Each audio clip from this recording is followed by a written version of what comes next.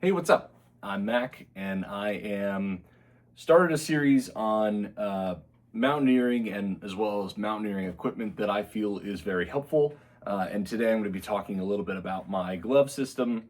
I've done a video on my Aconcagua mountaineering system.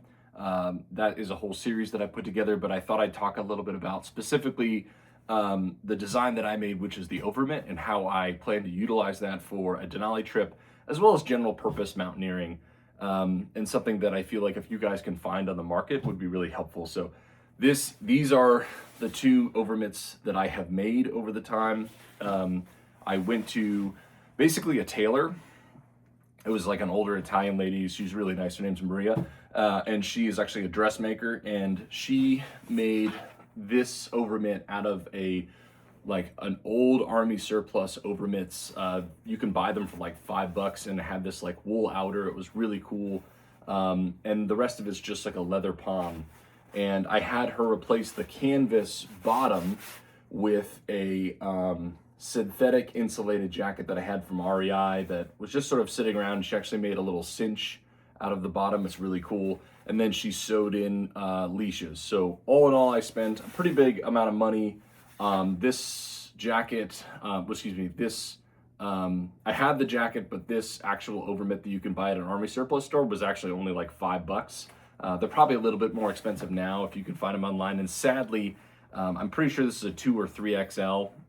They probably don't come in this big of sizes. Typically, like surplus stuff, all I see them as like medium smalls and maybe a large. So you're kind of like out of luck if you need a really big one, but I mean, maybe you could find one. But this was sort of the initial idea of the design of like, could I create an overmitt to sort of create a layering system for multiple sets of gloves that would sort of create, when combined together, an adequate glove system, specifically thinking about in the context of Denali. And so I actually ended up making two. I'll just show you really quick. This is the one that was like more organically made with a couple different pieces, and this is the one that already had sort of a baseline. So this one was more expensive to have made, but I ended up finding like a work glove with this, and it's like where this is like an actual leather, this is like a pleather.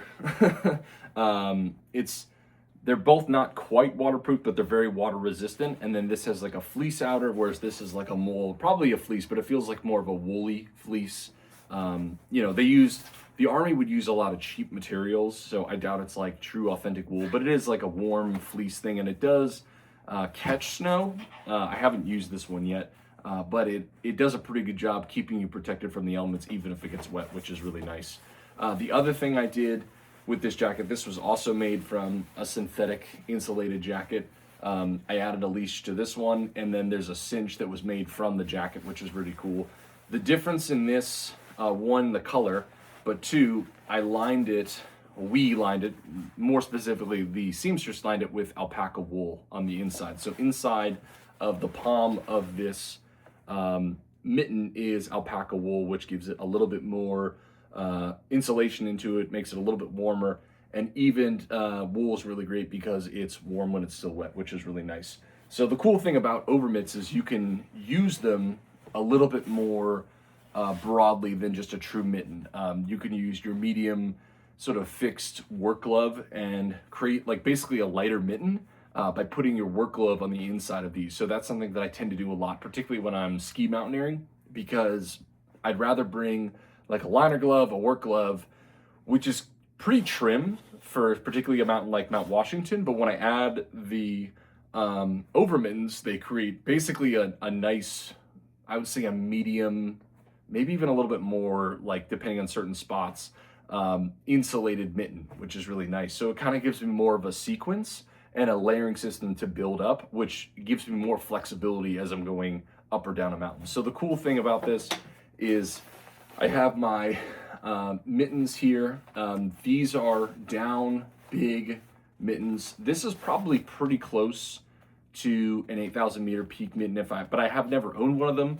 I don't feel like spending $200 or $250 on a 8,000 meter peak mitten, but I feel like as someone who's climbed Mount Washington, this has kept me really warm on Mount Washington. It's actually bulkier than what a lot of people wear, but I'm really paranoid about my hands getting cold. if I put this down mitten, I don't know if this is down or synthetic. I believe it's down, but I do not know because I've never cut it open. And I got it on sale from a snowmobile company. If I put this down mitten, so I'll just call it a down mitten, in the overmitt, it basically makes an 8,000 meter peak mountain, 8,000 meter mitten, which is really nice. So big, bulky, not a lot of dexterity, but nice and warm. And it also gives me, you know, the other thing is it being sort of an insulated mitten, the down part, it's probably more fragile to touching things like rock or snow or, you know, manipulate my trekking poles, which, you know, does have a little cord wrapped around it. So this being synthetic, as well as like the leather, it just gives it a lot more protection, both from the elements, but also all the things around me as I'm like banging into stuff. So it kind of protects the inside piece, which I feel like most 8,000 meter peak mittens are going to be sort of along that line in terms of, you know, they'll have an inner and outer to create that full insulation anyway. But this just creates it as a system where I have two pieces. I'm told I have two in here, two pieces instead of just one fixed all-in-one mitten, because, you know, the thing you don't realize, you have to carry that. And so if you have like one giant insulated mitten and it's not really that functional for anything else, then I feel like it loses its flexibility. Again, I probably wouldn't wear this mitten on its own, just this, but I could see myself using the overmitt. You know, if I'm wearing fixed medium weight gloves, I would kind of keep this at the top. It packs down. There's two of them, obviously, so it packs down to like nothing. And I could put this in the top of my pack or near my pack to where I could be accessible. If I say, wow, like this weather is a lot more severe than I was anticipating, I'm gonna pull this out and make like sort of a lighter mitten, which is really nice. So that's just something in terms of flexibility. Unfortunately, I didn't see any overmitts on the market. So where I saw a need, I thought to create something. And I thought that would be a really cool solution to some of the challenges I have, because I don't wanna bring necessarily two separate pieces of gloves. I'd rather have, you know, sort of, I build up to the next one, just like a layering system on your body. I just feel like that made a lot of sense. The primary problem I was trying to solve was for Denali. So I have never been to Denali. It is my dream to go to Denali. I'm shooting for to join Veterans Adventure Group on their expedition to Denali in 2027 of the summer. And everything I've read about it, now the videos I've watched, everything I've seen, there is a lot of situations where on the West Buttress route, which is the most common route, the route that we're going to be taking, you will have moments where you're in very cold environments and you have to manipulate into what's called protection. So fixed lines to where you can hook in, you know, you set a crampon on it and then you can walk along, so where if you fall, there's an extra sort of level of safety to where it can catch you and you're not just dependent on your team to catch you. And there's certain areas, particularly on, I think it's called the Autobahn, where they'll usually put a lot of protection on it, to where, you know, because essentially if you fall, like you're going to take your whole team with you and everyone's going to die. So it's like really dangerous.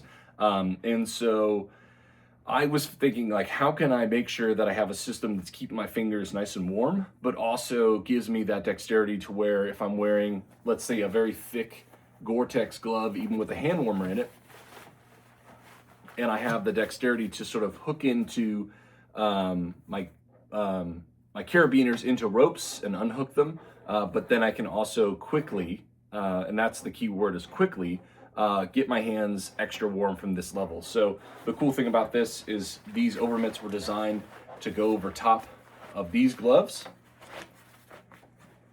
So I'm basically making a thick insulated mitten. I would be wearing the leash. So if I get to a point where, you know, I'm hiking along, I got my ice axe, I'm ready to self-arrest, and I'm also walking along the ridge, and I'm hooked to a line, and my team is in front of me, I can pull the mitten off, do the fixed lines, and then keep walking, or quickly put the mitten back on as we go. Maybe it takes me like 30 seconds to put the mitten back on, hopefully less, you know, hopefully like I get really efficient at it. It takes me like, you know, sort of 15 seconds, maybe 10 seconds per mitten. And theoretically, you would only need to take one mitten off to do to unhook carabiners, but that's something you just get a lot of practice with. Particularly like you need a locking carabiner. This is the ones that like turn to the side and unlock. That's the ones you probably want to have. So yeah, these are my over mittens. that I've designed. They're not necessarily patent pending, but and they've also, you know, this style of technology has been around for a long time, and so it's something that I would recommend. You know, if that's something that you think is a really cool idea, you should see if you can find one on the market. I've been looking around for one, and I couldn't find one competently that I thought was nice. I think Hestra makes things similar to that. I've also read that 8,000 meter peak mittens, a lot of them come with an overmitt that's insulated with a liner, and a lot of people will take the liners out and then switch them with like a Gore-Tex glove or like a medium weight fixed insulation glove.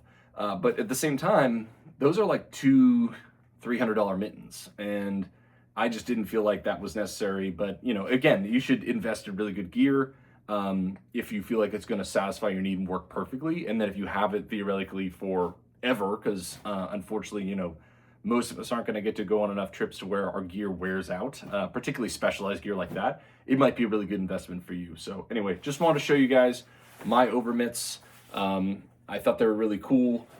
Thought something that's going to be really nice, and I'm really excited to test both of them out. My brother's not going to Aconcagua, but I am going to Aconcagua, and I'm going to be using this overmitt.